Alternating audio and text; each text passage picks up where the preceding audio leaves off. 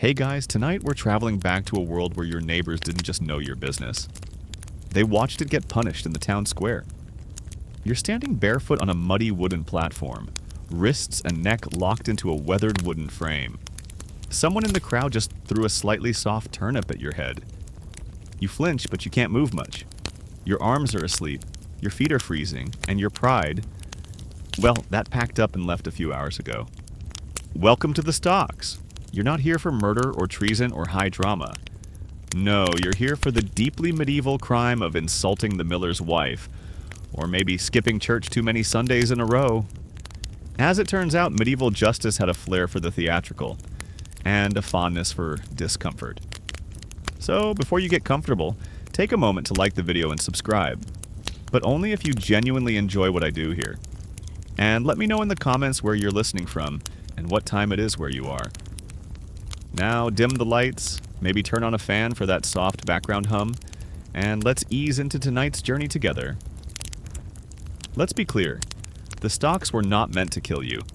They were meant to bore, irritate, humiliate, and slowly make you hate turnips. Picture a wooden bench with two upright posts supporting a hinged board, like a sleepy guillotine for your wrists and neck. Once locked in, you could stand or sit awkwardly, while villagers passed by and offered, shall we say, encouragement. These range from insults to rotting vegetables to the occasional light beating with a wet slipper. Strangely, it wasn't just for the bad guys.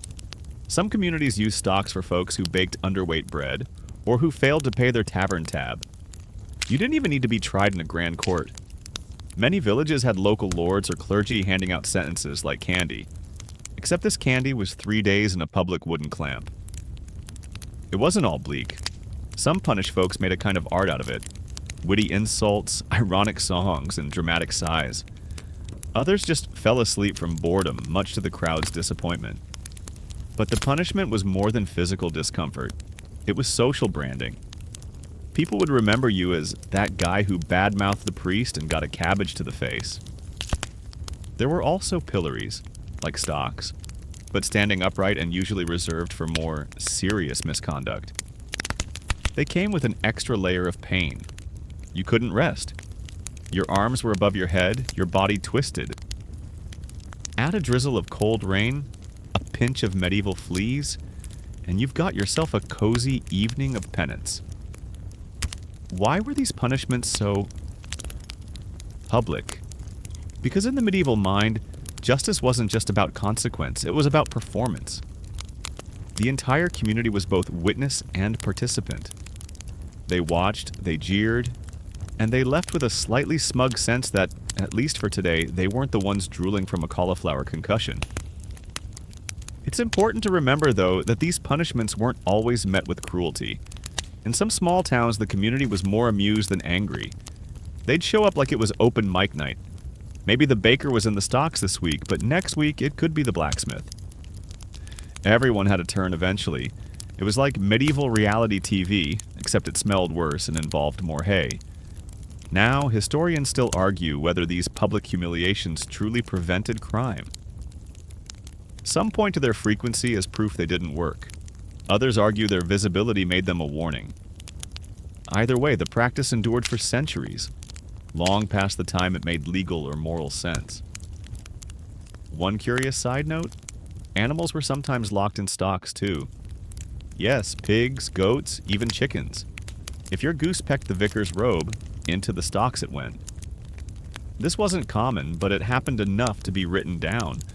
Proof perhaps that medieval justice occasionally took itself just a little too seriously, or not seriously at all.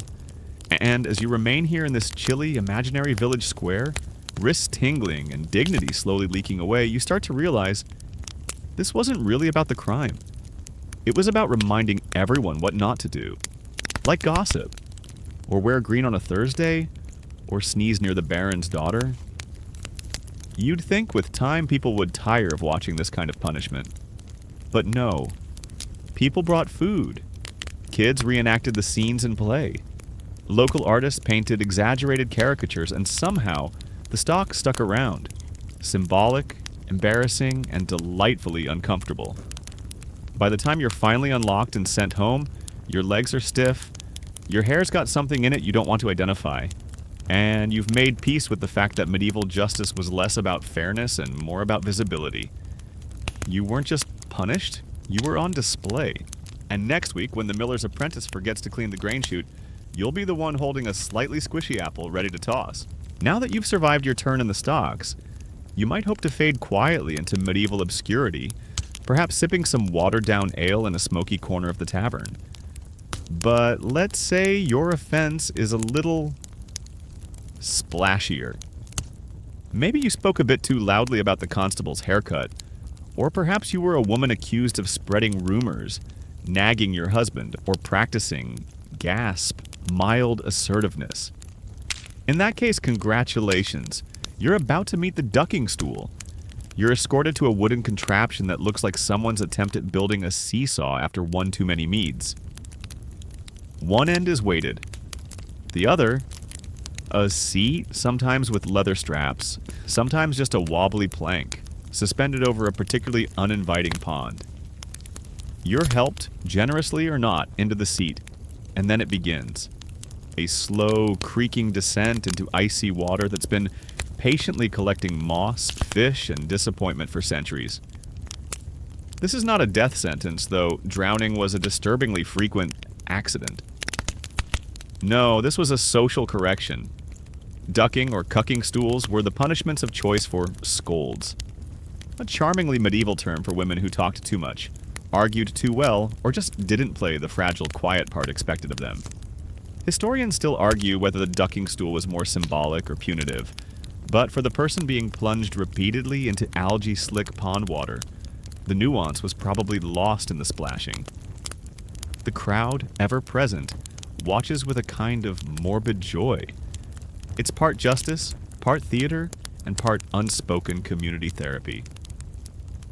As you splutter back up, pond weeds in your teeth, someone in the back chuckles and asks if you've reconsidered gossiping about the midwife. You haven't, but next time, you might whisper.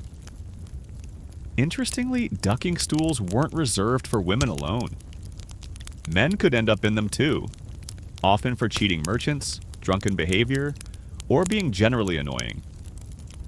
But women were far more likely to get the full aquatic treatment, especially in towns where domestic peace was seen as paramount, and female voices as suspiciously audible. The design of ducking stools varied by region. Some were built on the edge of rivers, with a long lever arm extending from a wooden scaffold. Others were mobile, mounted on carts so the scold could be paraded through town before her impromptu bath. You could call it early crowdsourced justice if the crowd was particularly into soggy humiliation. One fringe detail that often gets left out of textbooks: some communities timed the dunkings to coincide with market days. That way, more people could attend. Because clearly nothing goes better with your barley trade than a bit of damp moral instruction. And here's a fun twist. Some of these punishments were technically not legal. Local lords or bailiffs might carry them out as custom, meaning it wasn't part of formal law, but everyone did it anyway. Which means you could be dragged out of your home, strapped into a chair, dunked repeatedly, and no one actually filed a single parchment of paperwork. Bureaucracy. Never heard of her. One case from 1623 mentions a woman who was ducked because her words were like the wind, which disturbed the peace of her house. That's it. That was her crime. A breeze with an attitude, but there's another layer here. While the punishment was harsh, it also doubled as a social release valve. Medieval towns were tightly packed, noisy, and riddled with tiny interpersonal dramas. Public punishments, like ducking, became a way for communities to process their grievances, out loud, in public, and preferably while eating roasted nuts. Now let's pause for one more quirky footnote. There are stories, possibly exaggerated, of women turning ducking into performance, singing songs while submerged, giving speeches while soaking. One was said to have asked for wine between dips. These moments of resistance, rare as they were, hinted at the slipperiness of medieval power structures. Yes, you were being punished, But you might still steal the show. Some scholars believe the ducking stool was as much about reasserting order as it was about punishing crime. Women who spoke too boldly or stepped outside rigid gender roles threatened the delicate and often absurd balance of village life. Dunking them into chili ponds was a way to redraw the line, however wetly. The stool's use declined by the late 1700s, especially in cities where Enlightenment thinkers were starting to whisper that perhaps public waterboarding wasn't the pinnacle of justice. But in smaller towns, it lingered, sometimes more as a threat than a reality. Children grew up hearing stories about the chair by the pond and shaped their behavior accordingly. As you climb out of the imaginary pond now, dripping and shivering, it's not just cold water you're shedding. It's the weight of a world where gossip and gender roles collided with timber and rope. You're not seriously harmed this time, but you are very, very wet. And the local tavern will be talking about it for weeks. So next time you feel like complaining about your in-laws at the market, maybe just mutter it under your breath. Or at least wait until there's no stool in sight. You've dried off more or less, but the medieval justice system isn't quite finished with you yet. Maybe you were caught stealing a loaf of bread, or maybe you just looked like someone who did. Whatever the reason, today's punishment doesn't come with water or vegetables. It comes with heat. You're led to the town center again, where someone is heating up an iron rod over a fire. Next to it, a blacksmith's apprentice is preparing a branding iron shaped like a letter. Perhaps a T for thief, or a V for vagrant. You may think you're about to be inducted into a secret society. Sadly, it's the kind of club where everyone's initiation is visible on their forehead or hand. Forever. Branding, like most medieval punishments, combined pain with permanence. It wasn't just about punishing the moment, it was about marking you for life. Anyone who saw you afterward would know exactly what you'd done, or at least what someone said you'd done.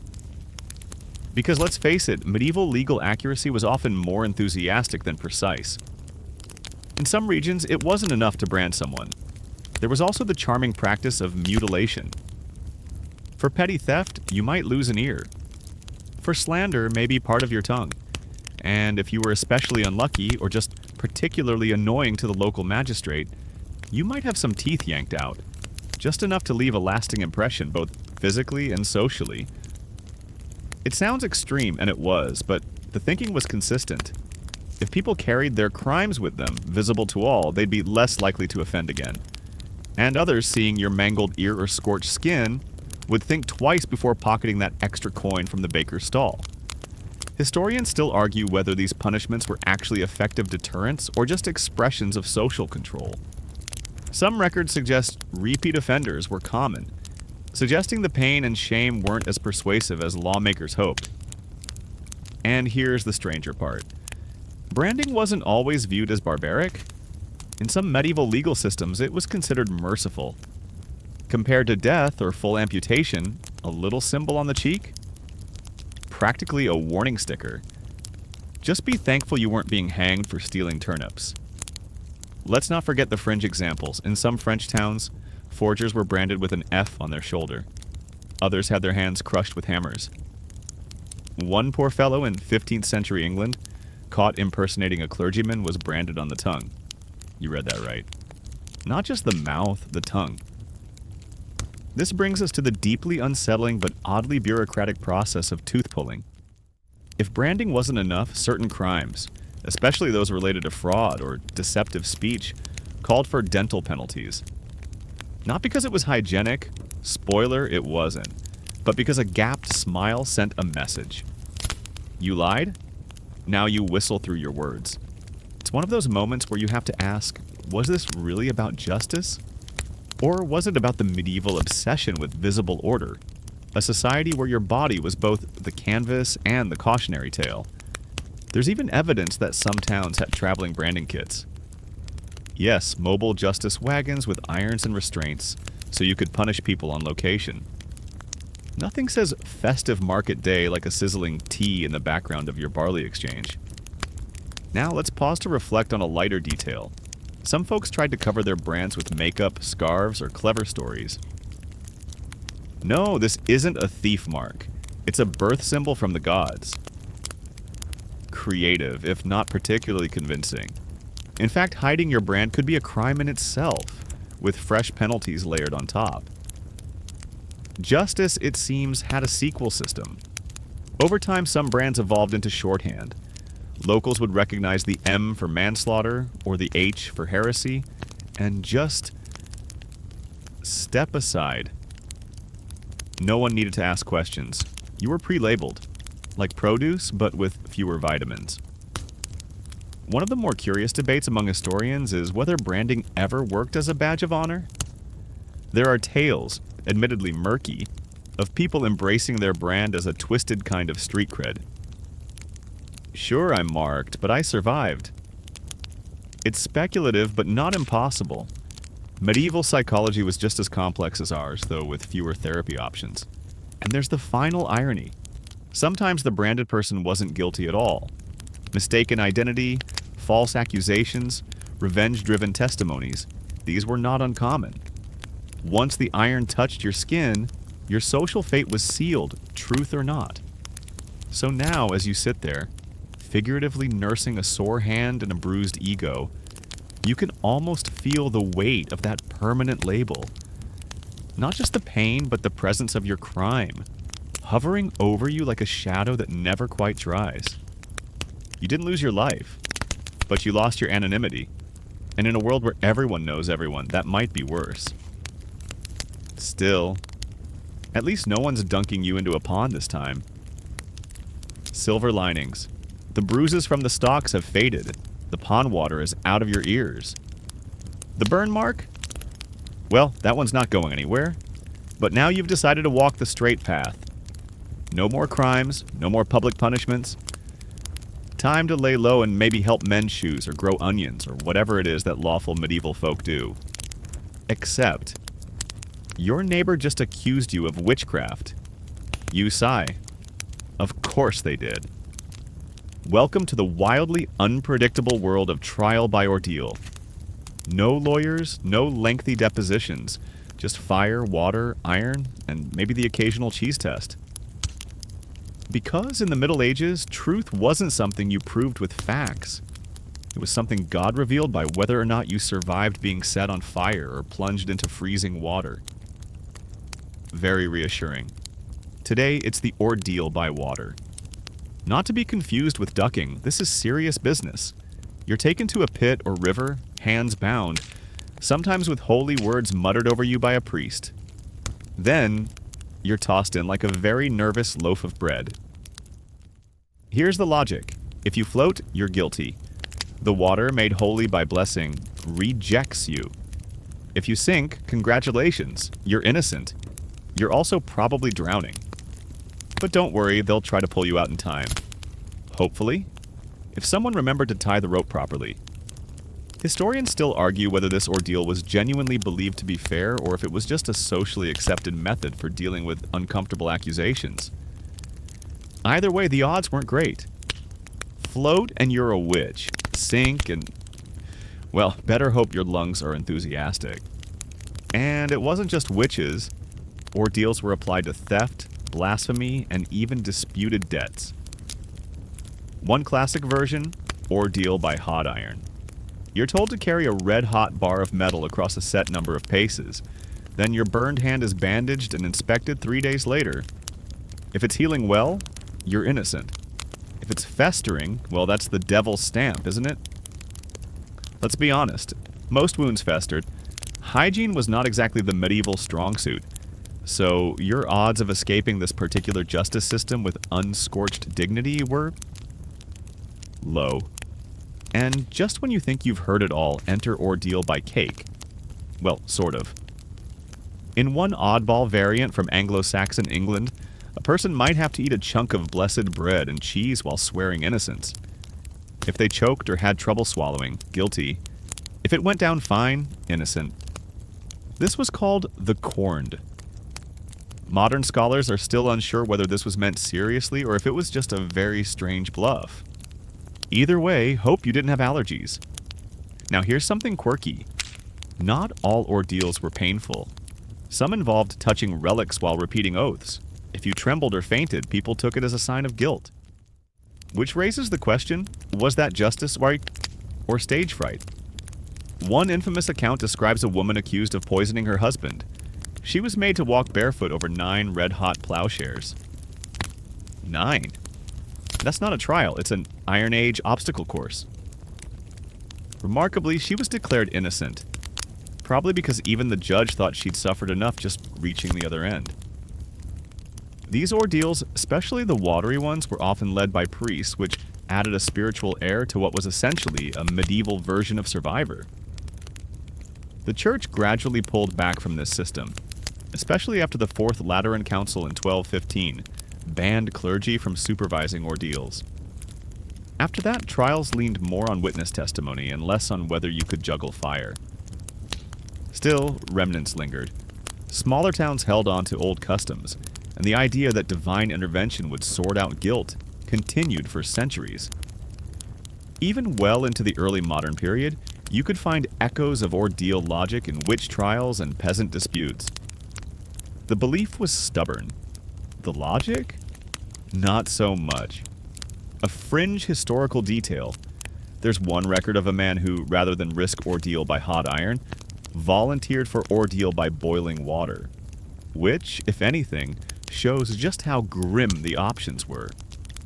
Boiling water involved retrieving a ring or stone from a cauldron without screaming too loudly. Your hand would blister instantly. Then everyone waited to see if the burns healed cleanly. It was like playing Operation, but if you lost, your soul was in danger. The social consequences were just as powerful. Whether you floated, burned, or swallowed your cheese wrong, people remembered. Even if you were declared innocent, the stink of accusation clung to you. In a small village where everyone knows what you had for breakfast, being the one who sank in the river last spring, stuck around like mildew. As you wade out of this mental courtroom, perhaps wiping a bit of imaginary holy water from your brow, you can't help but feel the chaos of it all. Guilt and innocence by flotation? Faith and fear in equal parts? It's a system where the divine is judge, jury, and executioner, and where your ability to hold your breath might be more important than your alibi. So next time someone accuses you of stealing a chicken or bewitching the butter, maybe consider a quiet move to another village. One without a boiling pot and a crowd of overly curious neighbors. Because when justice wears robes and carries a branding iron in one hand and a loaf of cheese in the other, well, you might want to rethink your social calendar. By now, your hypothetical medieval self has been ducked, branded, floated, and possibly scorched. You'd think the local authorities would offer a punch card. Suffer 5 punishments, get your freedom free. But no such luck. Instead, you're introduced to another staple of medieval justice, the pillory. You've likely seen it in illustrations. A wooden frame with holes for your head and hands, usually set up in the center of town. But here's the twist. It wasn't just about immobilizing you, it was about display. The punishment wasn't what happened to you physically, it was what happened while you stood there.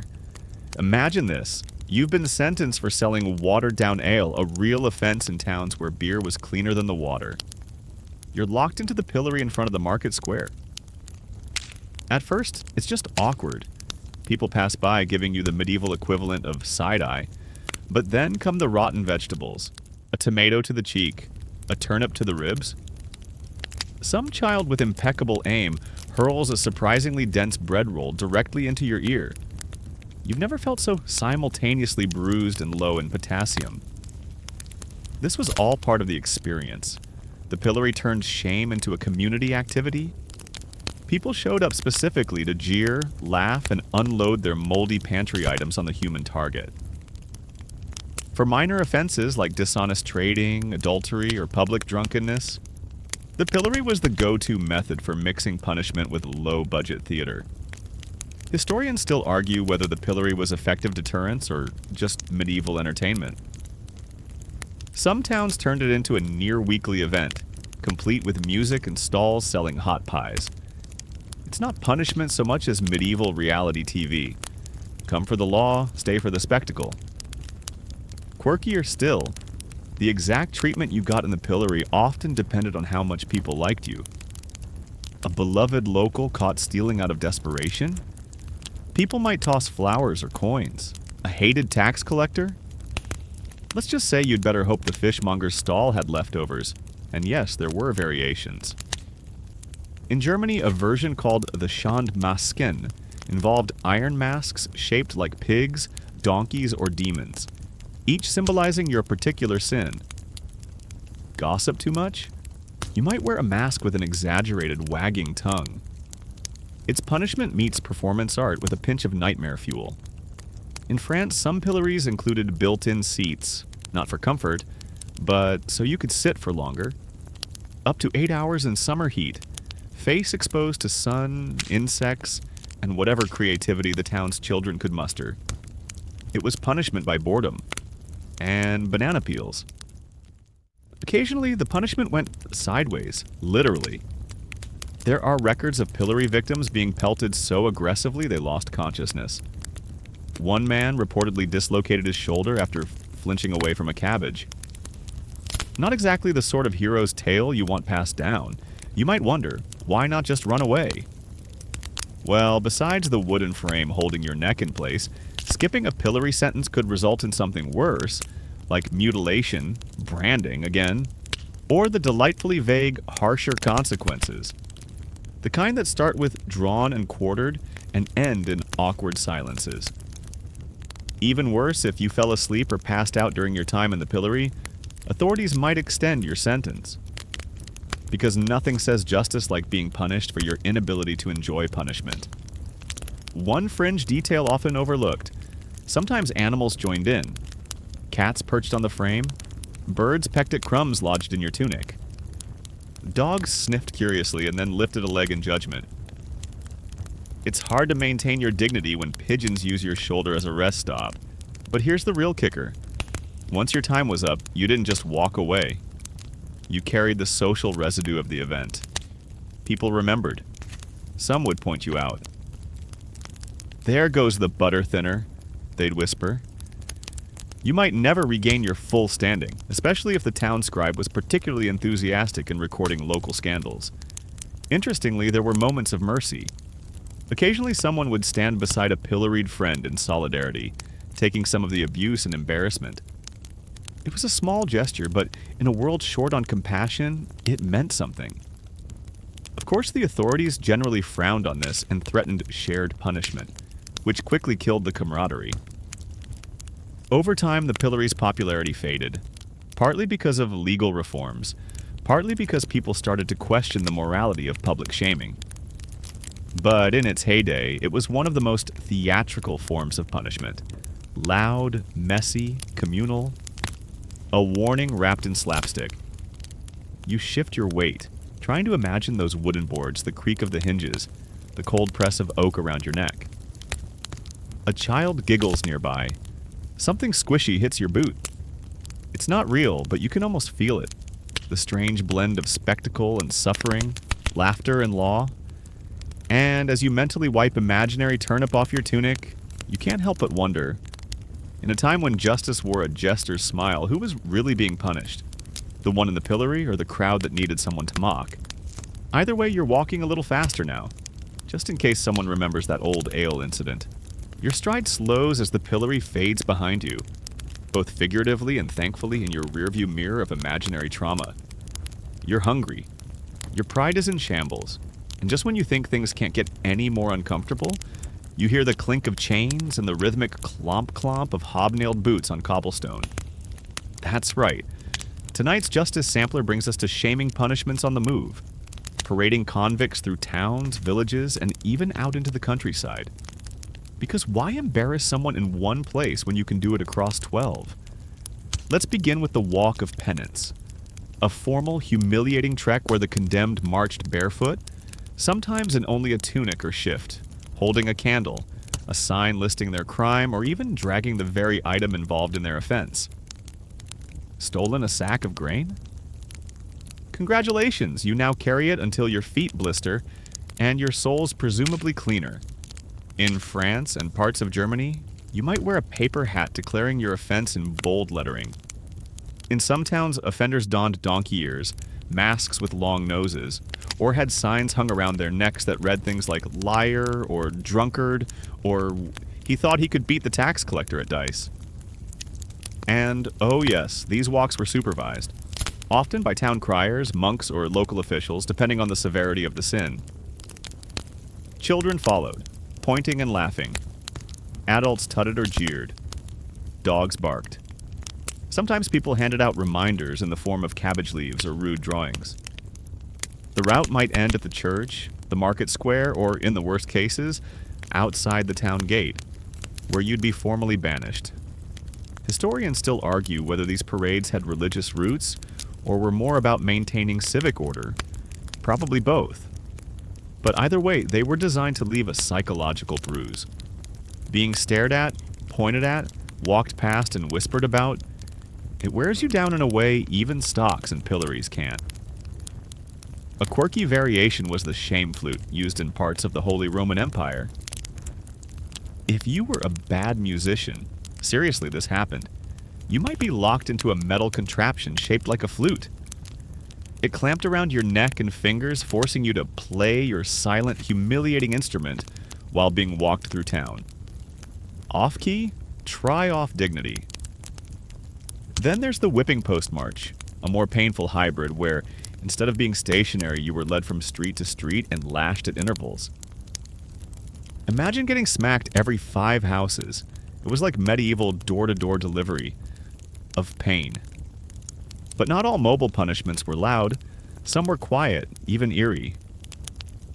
In Italy, particularly Florence, certain offenders were sentenced to silent processions, candle in hand, barefoot, eyes downcast, no speaking aloud. These walks were part punishment, part prayer, and part public lesson. The offender was a walking ghost, a human warning sign drifting through the crowd. Let's not forget the role of bells, a simple yet devious addition. Offenders sometimes wore small bells on their ankles or around their necks, so that even if you tried to sneak through the street with your shame hidden, your every step jingled like some tragic Christmas decoration. Not very stealthy, very memorable. And of course, these processions varied by crime. Adulterers might be made to carry symbolic objects, a broken spindle, say, or a pair of torn trousers. Bakers who cheated on loaf sizes, they'd carry underweight bread nailed to a stick, like a very sad parade float. One fringe tidbit: in some rural parts of England and Scandinavia, the condemned were required to sing as they walked, often ballads about their crime, specially composed or improvised. Imagine having to rhyme embezzlement with betterment while hobbling barefoot through gravel. Humiliating and musically challenging. But perhaps the strangest part of all is how some people grew used to it. Repeat offenders developed a kind of grim endurance. There's a 14th century record of a man who, having been paraded for drunkenness 6 times, brought snacks for the road. Another allegedly told onlookers, "See you next week," as he trudged past. Still, the psychological toll remained. In tightly knit communities where everyone knew your goat's name and who bought the good cheese last week, shame lingered like a persistent fog. A single walk of penance could mark you for years. It wasn't just punishment, it was branding by memory. You picture yourself, hooded, candle in hand, with bare feet blistering on cobblestones as a bell jangles from your collar. Townsfolk murmur. A chicken flaps past, unimpressed. Somewhere, a lute player strums a mildly inappropriate tune. It's less of a punishment and more of a public theater, where you're both actor and audience. And that's what makes these mobile punishments so uniquely medieval. They weren't about pain so much as visibility. To be seen suffering, to be remembered, to become the story people told over stew. So if you ever find yourself in a time travel scenario and someone says, "We're just taking a little walk," double check the context and your footwear. The sun begins to dip behind a medieval skyline of crooked, timbered roofs and smoke-laced chimneys. You've survived the stocks, the pillory, the slow and humiliating walk of shame. But now, things take a darker turn. Because punishment wasn't just about embarrassment. Sometimes it was about alteration. Not killing you, no, that would be too simple. It was about marking you, changing you, permanently. Tonight we arrive at the unsettling world of mutilation as punishment. Let's say you're a thief. Not a master thief, just clumsy enough to be caught trying to snag a chicken from someone's coop. In many parts of medieval Europe, that could mean losing a hand. Steal with your hand, lose the hand, went the logic, and let's just say it didn't leave much room for rehabilitation. But here's where it gets more peculiar. Sometimes authorities would choose which hand you lost based on your profession. A scribe might lose his non-writing hand, unless the crime involved forgery. Then it was the writing hand, just for poetic justice. And in rare cases, towns actually offered a choice: your hand or your ear. The medieval version of a really horrible game show.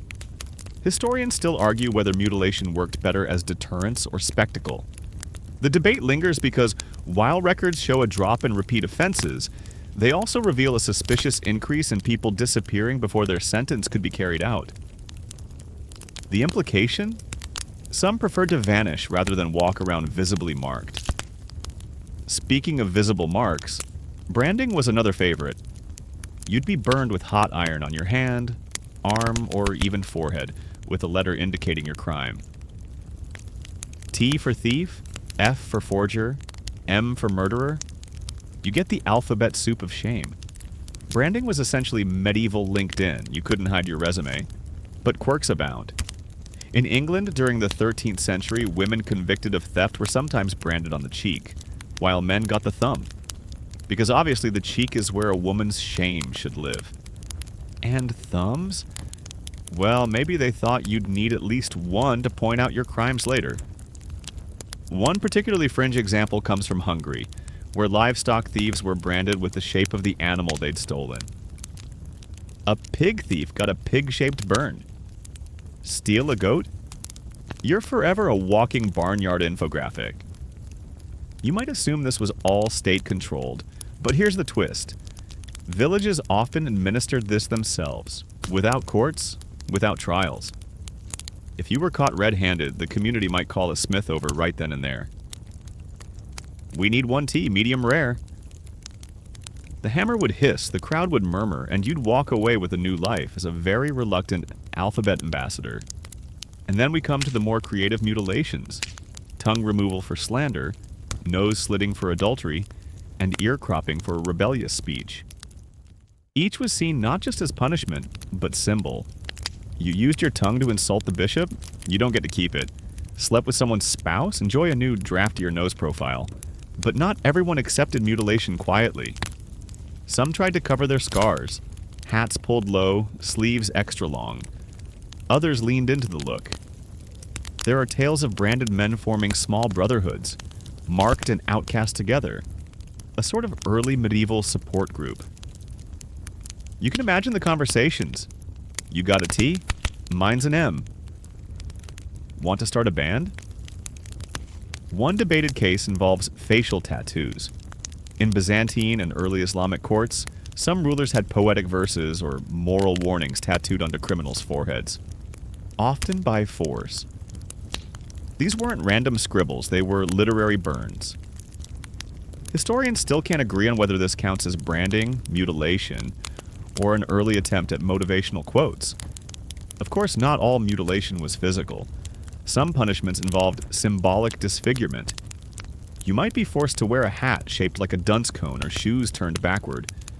These were theatrical insults, intended to signal your fall from dignity without bloodshed. But in tightly wound towns where social status was everything, that could sting just as much. And yes, mutilation could be commuted, if you had coin. Wealthier folks might pay a hefty fine and walk away unscathed, which is how nobles managed to commit petty thefts, adultery, and even treason while remaining completely symmetrical. You shuffle through this imaginary history now, imagining the sting of iron, the sharp hiss of pain, the murmurs of the crowd. You wonder what kind of mark would have followed you. A letter? An animal? A bad poem scalded into your skin? And here's one final curiosity. Some people requested mutilation instead of death. Especially during times of famine or plague, a branded thief could still beg. A hanged thief? Not so much. Life, even marked and maimed, was still life. In a strange way, these permanent punishments created a shadow society, the visibly punished. People who carried their sentence every day, who served not time, but image. And you, still ghost-walking through this era, now begin to understand that medieval justice wasn't about fairness. It was about memory. They wanted you remembered. Not corrected, not comforted, just cataloged. Branded. Filed away in the architecture of people's minds. A human footnote written in scars. You're getting used to the rhythm of medieval justice now. If getting used to means your imagination has built a charmingly terrifying mental scrapbook of punishments. But don't drift off yet. Tonight we turn toward a quieter cruelty. Less visible perhaps, but every bit as effective. Welcome to the realm of fines, fees, and punishments for the well-behaved. At first glance, this may sound like a break, a breather, a gentler option for those lucky or wealthy enough to avoid the stocks and the hot irons. But don't be fooled. The medieval world knew how to weaponize bureaucracy. You see, money wasn't just a privilege, it was a loophole. And for those who could afford it, fines became the preferred method of justice, often cleverly disguised as mercy. Let's say you're caught poaching on your lord's land. A serious offense, one that could end in mutilation or imprisonment for most peasants. But you're a local miller. Not rich exactly, but you've got some silver tucked under your thatch roof. Suddenly a new option appears. Compurgation. A fine paid directly to the lord in exchange for a pardon. The amount varied wildly, often based not on the crime, but your ability to pay. And this is where the system turns slippery. Historians still debate whether such fines were a form of corruption or simply a practical adaptation. After all, maintaining dungeons wasn't cheap, and executions, while crowd pleasers, didn't restore stolen sheep. But when lords realized they could profit from mercy, fines multiplied like rabbits in a carrot shop. A quirky example? The infamous butter tax in 13th century France. Technically it wasn't a punishment, but rather a fine for using butter during Lent without permission. If you wanted to sin with salted dairy, you had to pay the church for the privilege. Entire chapels were built from butter fines. Imagine committing theological calories. Then there's the curious case of the scolding wife fine. In many English villages, if a woman was too argumentative, or simply outspoken, her husband could be fined. If the husband refused to pay, she'd be sentenced to the cucking stool or the pillory. So yes, the patriarchy found a way to fine both silence and speech. There were also graduated fines, especially in Scandinavia and Germanic regions. The more severe the crime, the higher the amount. But here's the twist. Nobility paid more. Not out of fairness, but because their honor was considered more valuable. A peasant who slapped a knight might owe a fine equal to 10 pigs. But a knight who slapped a peasant? Twice that, because his dignity, so they said, was more expensive. By the way, fines weren't always about money. In parts of Eastern Europe, especially rural Poland and Transylvania, punishments could involve gifts in kind.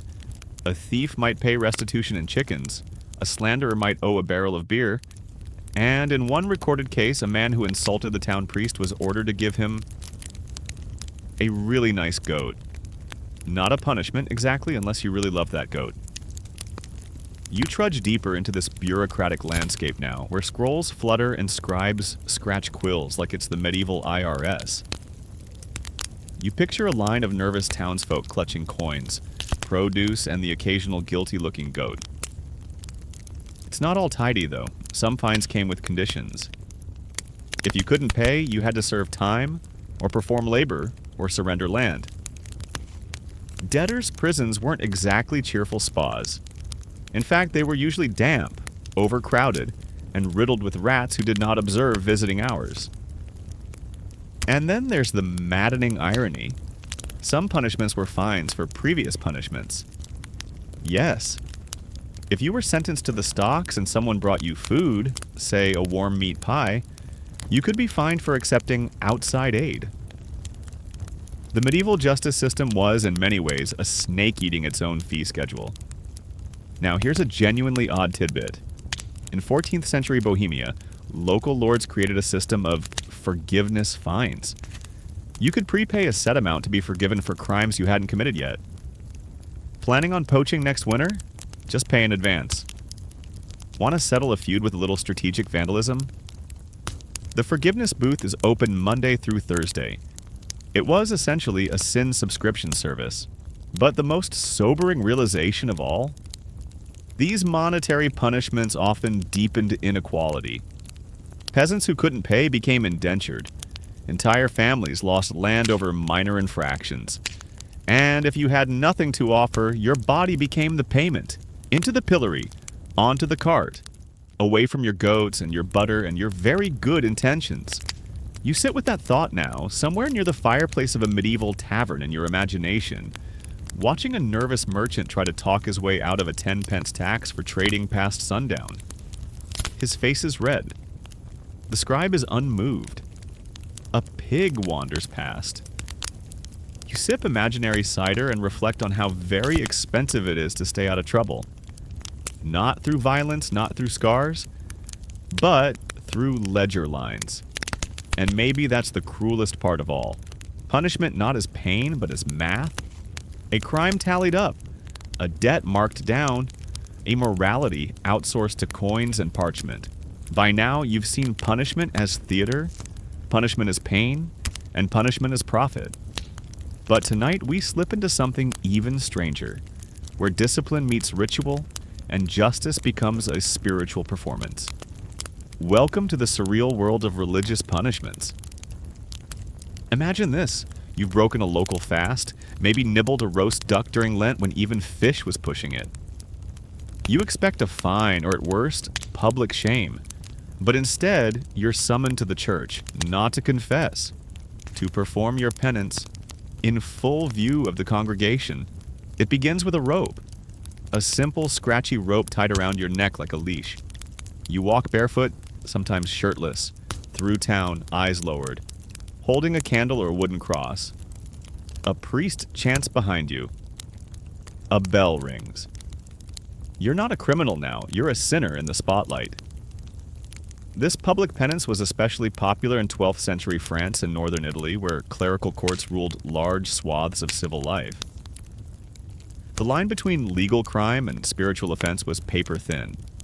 Gossip, adultery, failing to pay tithes, these weren't just social missteps. They were sins with sentencing. Historians still argue whether these rituals were meant to purify or just humiliate. The records are cryptic. One bishop insisted public penance brought souls back to God.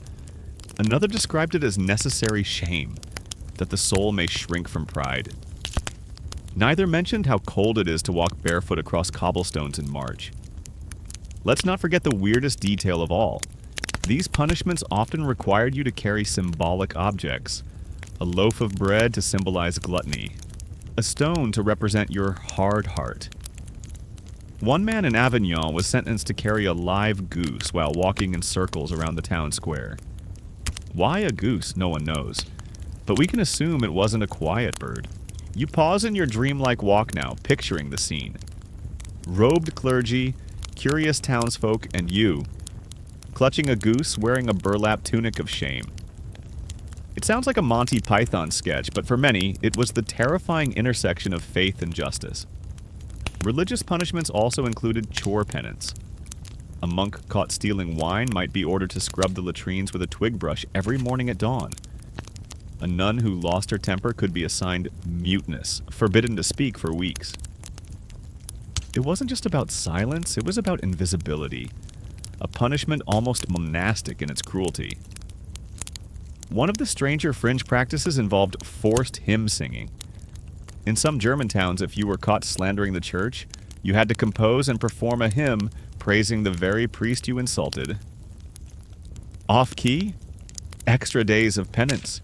There are records of entire hymn cycles created by bitter tailors and bakers who could barely read music but could definitely hold a grudge.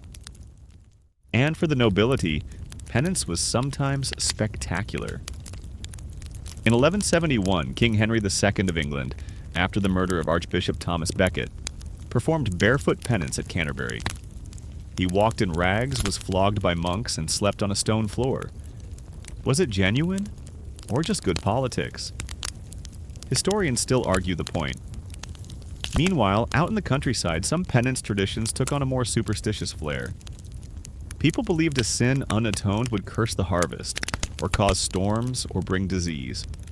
So communities pushed for harsher, faster punishments, just in case God was watching and taking notes. In the Andes, post-contact Spanish clergy used a version of this idea, blending Catholic penance with indigenous ritual.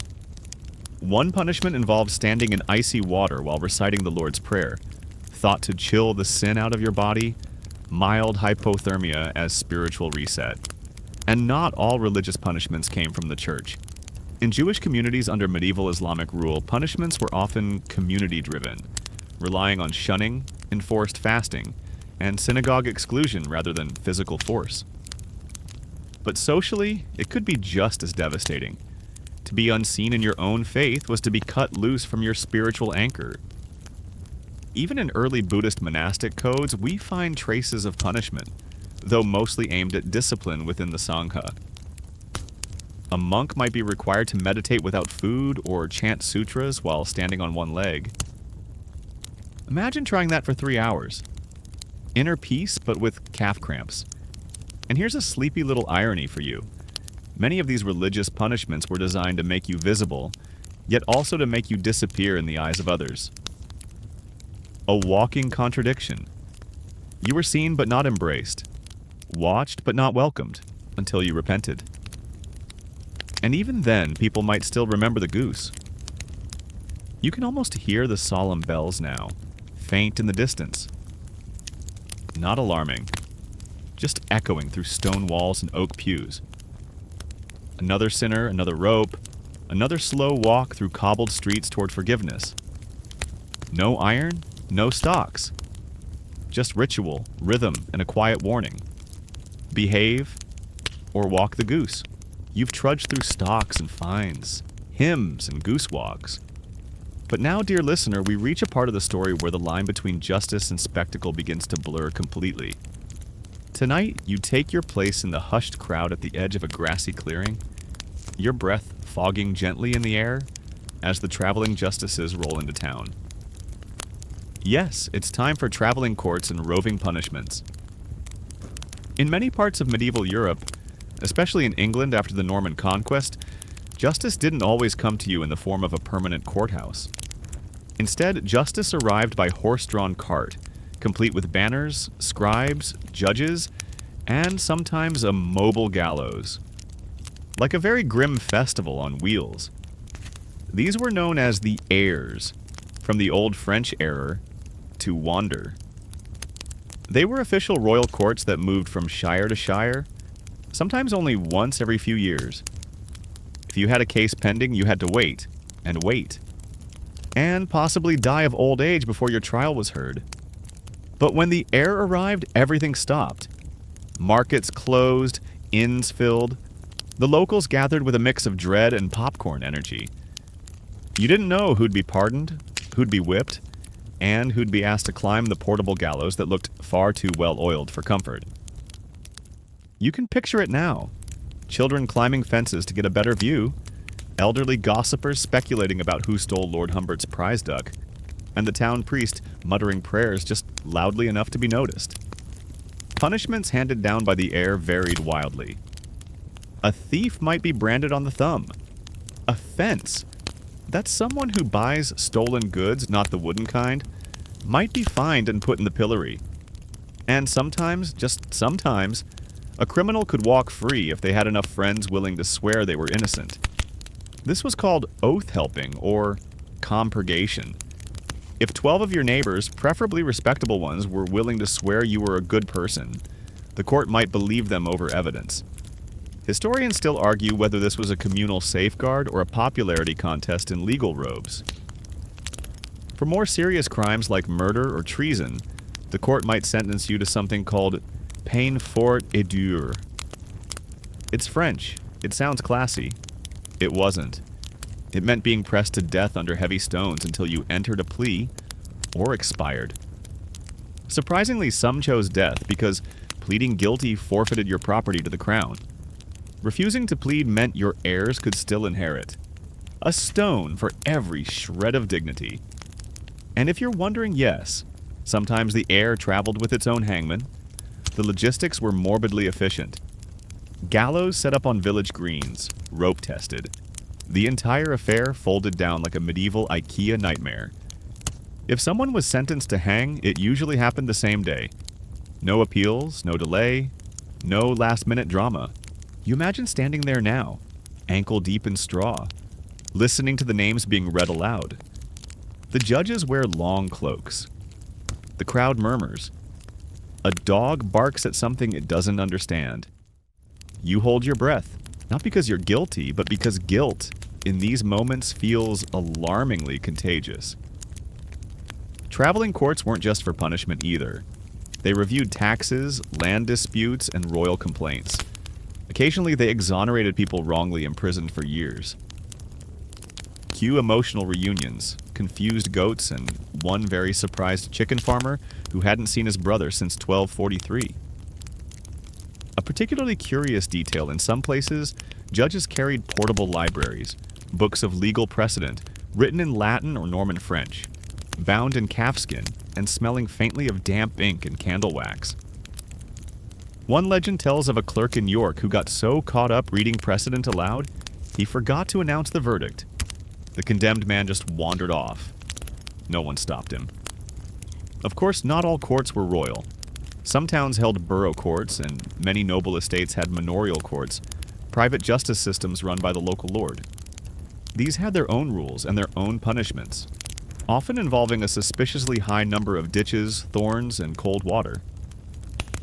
In Wales, the Cyfraith Hywel, the ancient Welsh law code, allowed for traveling judges who often resolved disputes by awarding cows. Cows for insult, cows for injury, cows for stolen cows.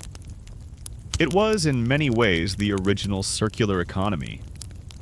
Meanwhile, in parts of the Islamic world, particularly under the Abbasids, traveling qadis brought justice to rural areas.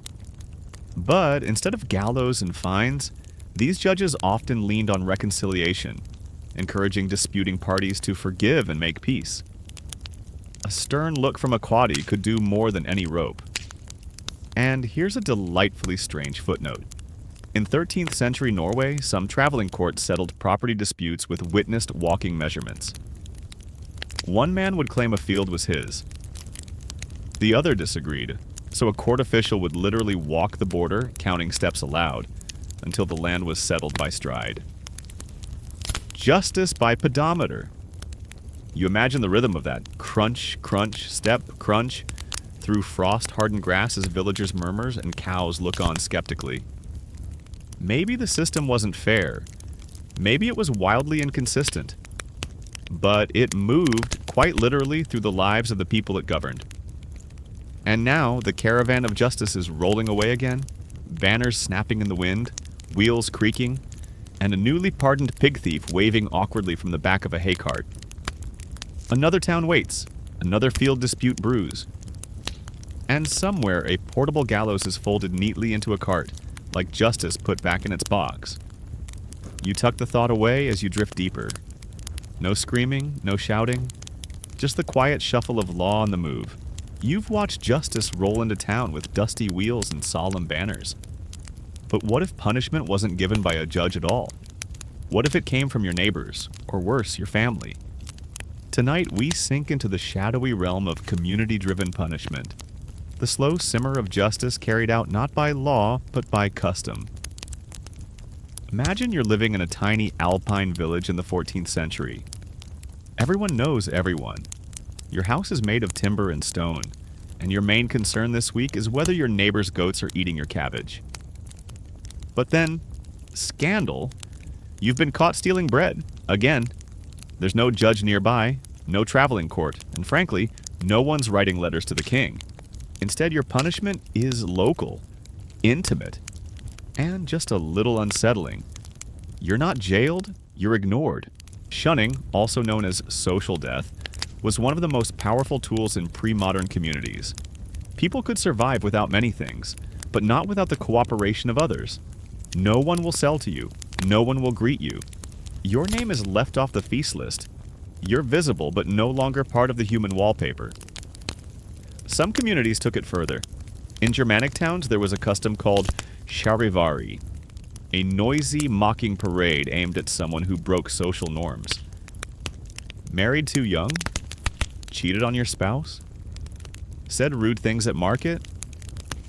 Expect to hear clanging pots, off-key singing, and see a costumed mob outside your home at midnight. You sit by your window now in this strange dream and hear it echo through the hills. Bang, clang, jeer, whistle. A chorus of humiliation and no court in sight. Historians still debate the purpose of the charivari. Was it justice? A folk ritual? Just an excuse to have fun at someone else's expense? Whatever its origin, it worked. The embarrassment was often enough to correct behavior or push the criminal to move away entirely. In parts of West Africa, punishment by ridicule and song still exists today in rural areas. A woman who gossips too much might find herself the subject of a humorous dance performed by other women in the village square. It's not cruel, it's just oddly catchy.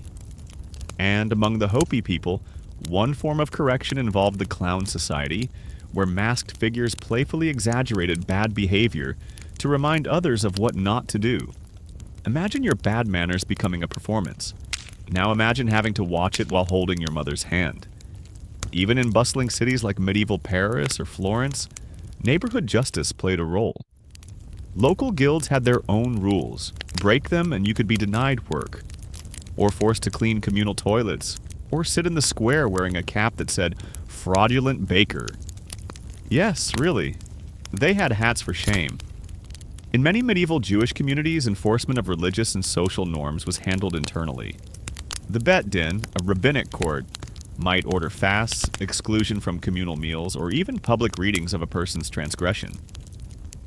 One scholar was once made to copy the Torah by hand as penance.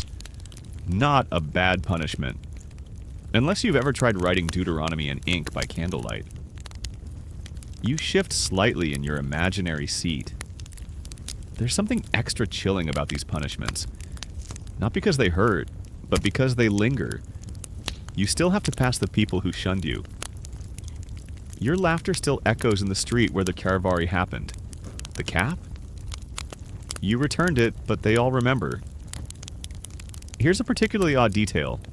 In some Scandinavian villages, naming and shaming livestock was a thing. If your cow trampled someone's garden and you didn't apologize, the community might start referring to it by your name. "There goes Lars's temper again," they'd say, pointing at your sheep. Community punishment didn't require written law, it required memory, which is arguably worse. Courts forget, neighbors don't. In parts of medieval India, village panchayats, local councils, used fines, public apology rituals, or enforced silence as punishment. Occasionally, wrongdoers were asked to sponsor a feast for the village. Part shame, part restoration. Imagine burning all your savings to feed the people giving you side-eye between bites of spiced rice. And not all of it was petty. In Iceland's early Althing system, an assembly of free men, justice was local but codified. Sentences could include banishment to the wilderness, which sounds dramatic until you realize it was usually temporary. A legal timeout in the cold. Still, you had to watch for bears. Or worse, solitude. Of course, sometimes the line between justice and revenge blurred. In Corsica and parts of southern Italy, family honor codes led to blood feuds that could last generations. One wrong move, stealing land, insulting a sister, and you might be punished with silence. Or with steel. And not court-ordered steel, just personal. You sigh softly now. all this closeness, all this judging, it makes you grateful for locks and earbuds. But also, there's something strangely comforting in how communities handled their own problems. It wasn't perfect, but it was personal. Everyone was involved, and sometimes, just sometimes, the punishment meant baking bread for your enemies and sitting through their jokes while they ate it. You drift a little deeper, hearing the soft clang of pots in the distance. Not loud, just enough to remind you. In the old days, if the law didn't find you, your neighbors would. You've been mocked, shunned, and serenaded with off-key pans. But tonight's tale wanders even further from the courtroom, into the curious world of symbolic punishments. No ropes, no chains. Just the slow, sleepy weight of gestures, colors, and rituals that whispered, "You did wrong, and we remember." Let's begin with a shoe. Yes, a shoe. In certain medieval towns across Central Europe, if you cheated a customer at market or broke a business agreement, the town officials might nail a shoe to your shop door. Not your own, of course, that would be mean. Just a random, well-worn boot. But it sent a message. You were now a man who could not walk an honest path. Subtle? Sure. Embarrassing? Oh yes. You imagine it now, passing villagers glancing at the dangling boot, muttering, "Don't buy his cabbage." Crooked as his boot. A child snickers. A dog pees on the stoop. Justice achieved, one soul at a time. In parts of the Islamic world during the Middle Ages, particularly under the Abbasid Caliphate, some criminals were sentenced not to prison, but to symbolic dress codes. A dishonest tax collector might be paraded through the market wearing his robes inside out with ink smeared on his cheeks. His tools of trade turned against him. It didn't bruise his body, just his reputation. And among medieval Christian penitents, we find the curious case of hair shirts. Coarse garments made of goat hair, worn under clothing to scratch and irritate the skin as a constant reminder of one's sins. Not exactly Calvin Klein. You'd sit in church, politely scratching, trying not to look like your soul itched. But even whole towns could be punished symbolically. After the people of Carcassonne resisted royal troops in 1209, they weren't just conquered. They were banned from fortifying their city walls for 50 years. Their stone masons had to carve bird-shaped gargoyles, a symbol of defenselessness, to replace the more warlike ones. The whole city dressed in stone submission. In Japan during the Edo period, samurai who committed dishonorable acts might be ordered to shave the front of their heads. A severe blow to personal image, since the samurai topknot was a badge of status and pride. It's like being told to wear your worst haircut during tax season.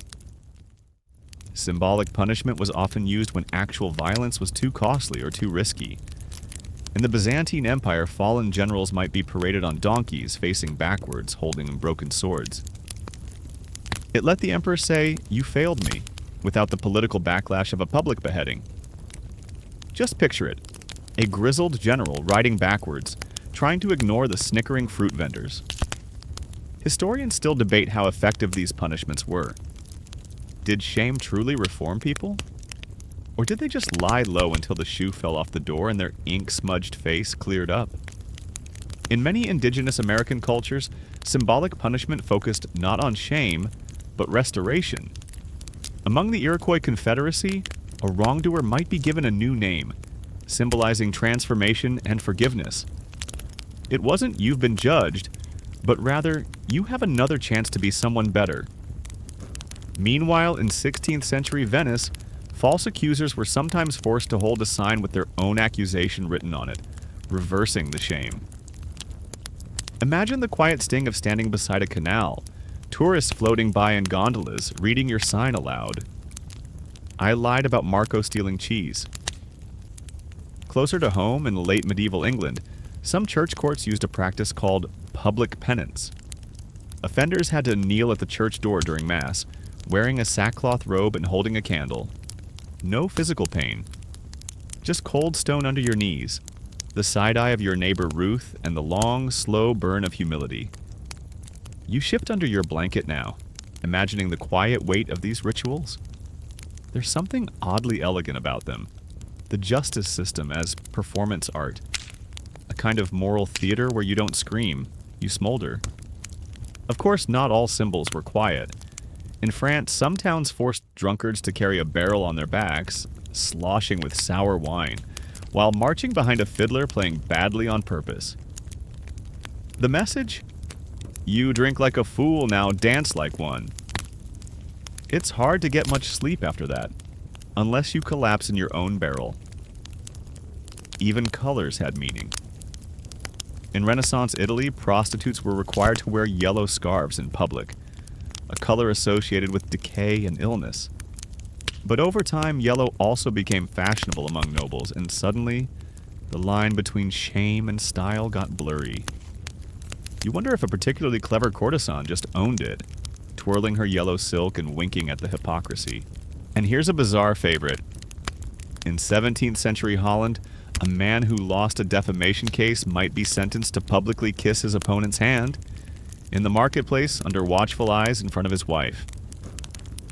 The kiss had to last at least 3 seconds, long enough for justice to linger, short enough to avoid true intimacy. So here you are now, nestled in this parade of symbolic justice, surrounded by bad musicians, inside-out robes, itchy undergarments, and very judgmental livestock. None of it screamed, none of it bled, but all of it stayed with you. Because in the quiet corners of the medieval world, punishment didn't need to shout. It could whisper, it could laugh, it could walk backwards through a square holding a broken sword, while everyone else just kept walking forward. You've marched with barrels and backwards generals.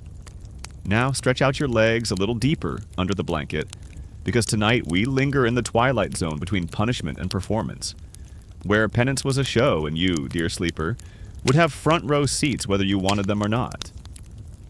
Let's step into the cathedral square of a sleepy Spanish town in the 1400s.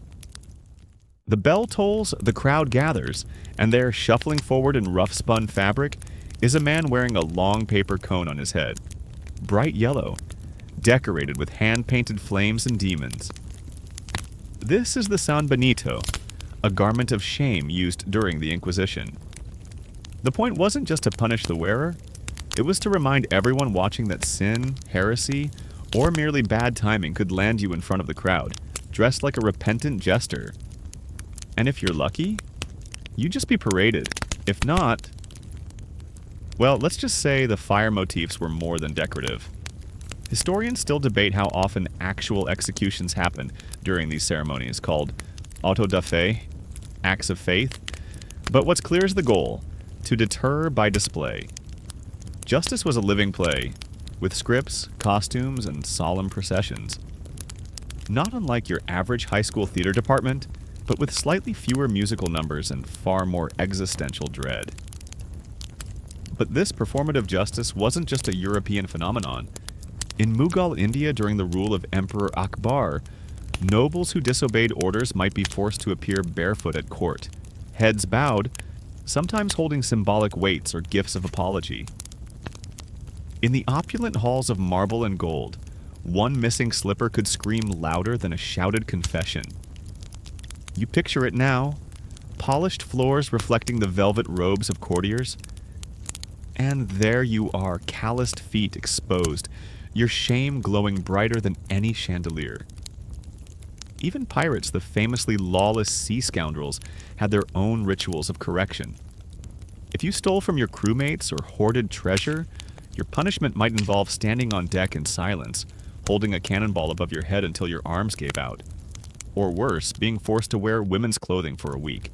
An insult in their machismo-heavy world, but also a kind of public joke.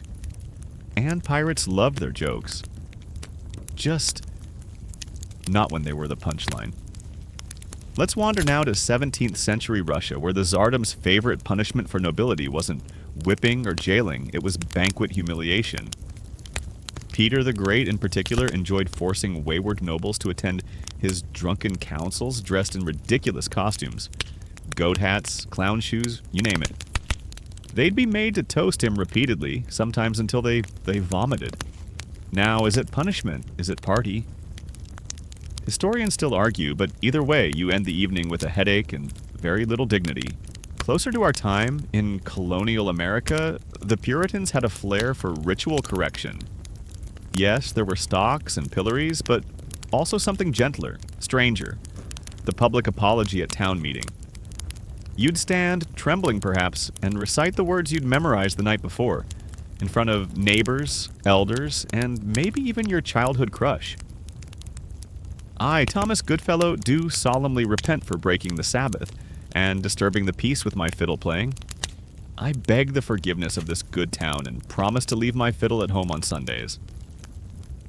You chuckle faintly under the covers. Poor Thomas.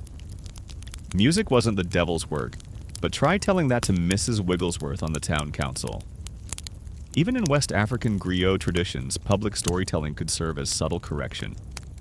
A tale would be told about a foolish man who hoarded his grain, or a woman who forgot to greet her elders, and everyone would nod knowingly, while the person in question sat quietly, hoping the next tale wasn't about them.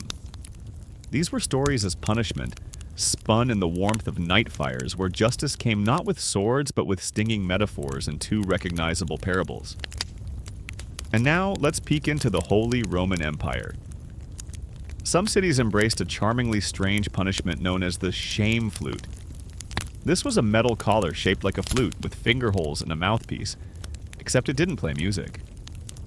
Offending musicians, especially those who played poorly or disrupted ceremonies, would be locked into it and paraded around town. The message? You like your flute? Here, wear it.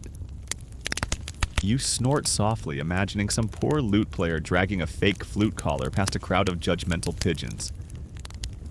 Even monasteries, those havens of discipline and routine, had their own quiet performances of penance.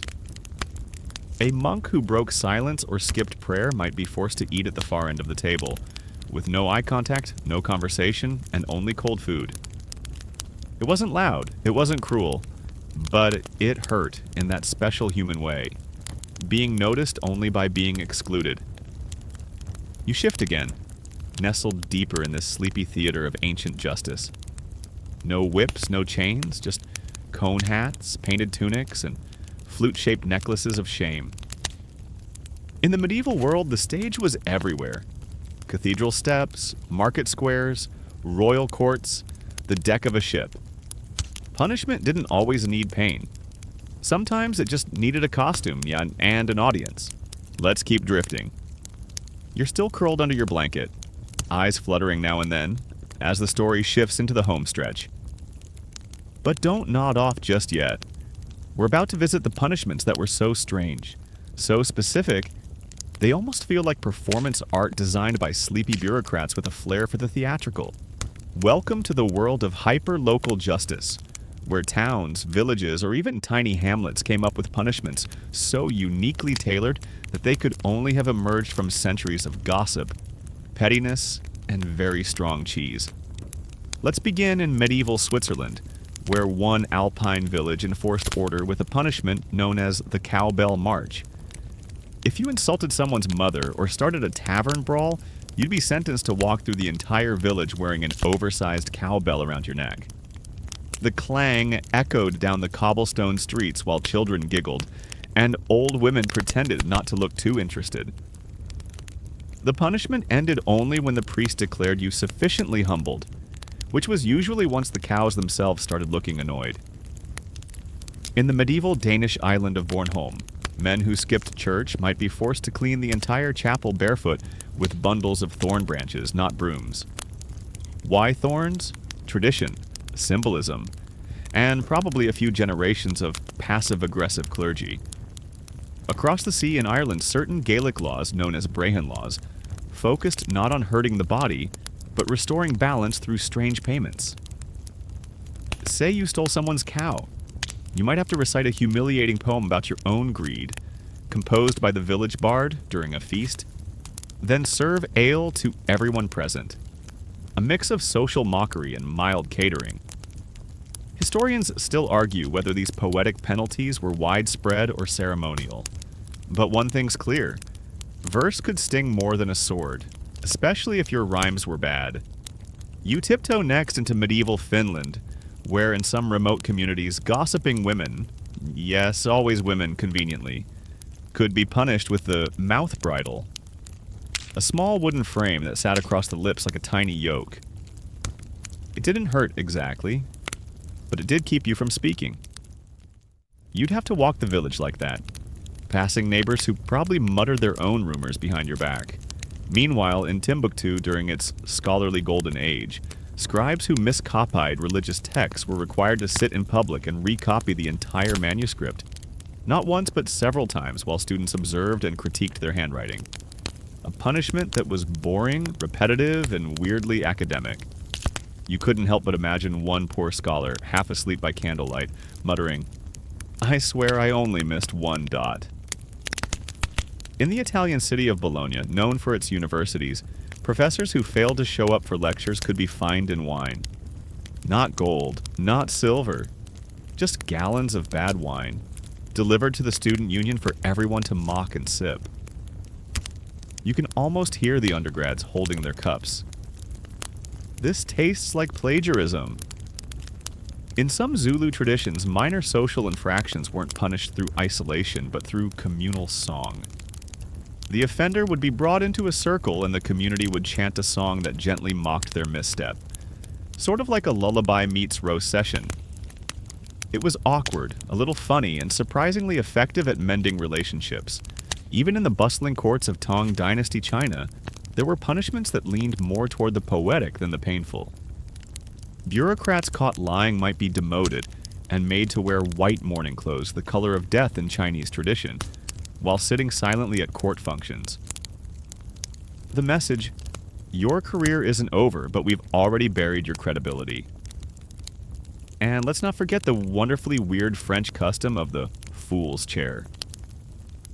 In some rural towns, those convicted of public drunkenness were forced to sit on an ornate wooden throne in the town square, wearing a crown of garlic bulbs and holding a carved chicken leg, symbolizing gluttony, foolishness, and poor decision-making. Local children would parade around them clucking like hens. Honestly, kind of festive. As your eyes grow heavier, imagine now a punishment from medieval Nepal, where certain tax evaders were required to sit on a platform above the town fountain, holding a ledger book, while townspeople passed by and poured small ladles of water on their head. Not cruel, not violent, just slowly soaked with bureaucracy. In small corners of pre-colonial Polynesia, punishment often took the form of social shadowing. If you wronged someone, you'd have to follow them everywhere for a day, silently helping, fetching, and carrying whatever they needed, like a human apology note. You didn't speak. You just existed as their shadow until the sun went down. It was public. It was mildly annoying. It was restorative. And now picture a lonely field in early medieval France, where a knight has broken an oath. His punishment? To plant and tend an entire orchard. A symbolic act of renewal, one tree at a time. Not a bad legacy, all things considered. You wonder if some of those gnarled apple trees are still growing today, quietly blossoming from a forgotten feud. By now, you're surrounded by these tiny rituals, each one stitched from the local threads of culture, landscape, and pride. None of them fit into neat categories. Some are funny, some are strange, some are quietly profound. And all of them whisper the same thing. We are watching and we remember. But we forgive. Eventually.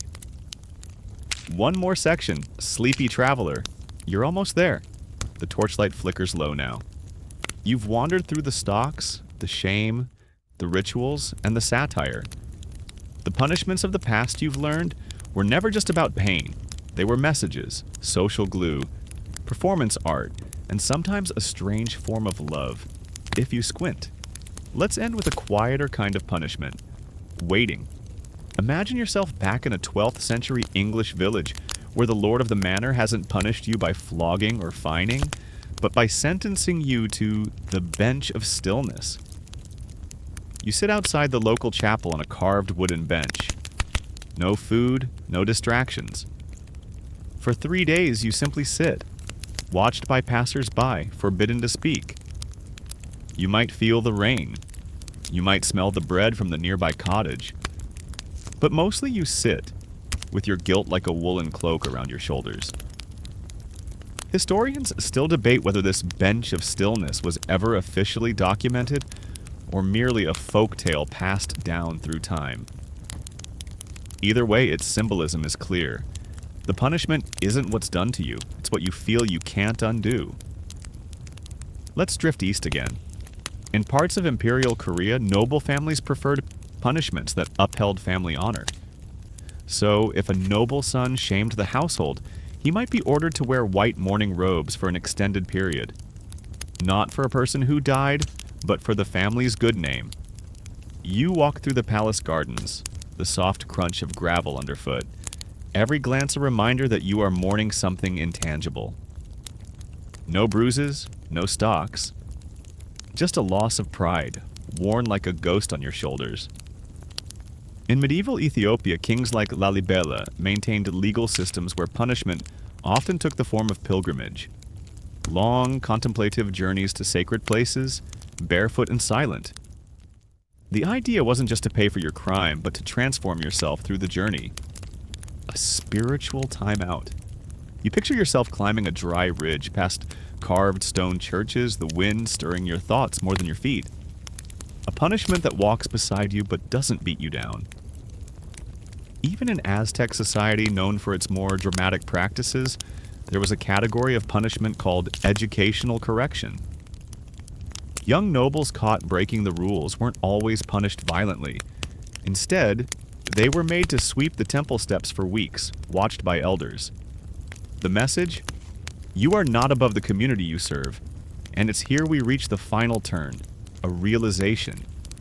In most of these societies, punishment wasn't always about cruelty. Often it was about belonging. To be punished meant you were still part of the group, still inside the story, still redeemable.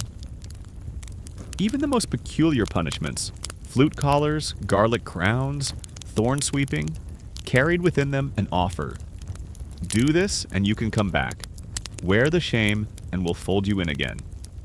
Back in Japan, during the Edo period, you might be ordered to carry a placard that said exactly what you'd done. I sold fake rice, or I insulted a client. But once the sentence was up, the placard came off. You returned to society, and no one spoke of it again. Contrast that with modern punishment, a record that follows you forever. A sentence that doesn't end when you leave the courtroom.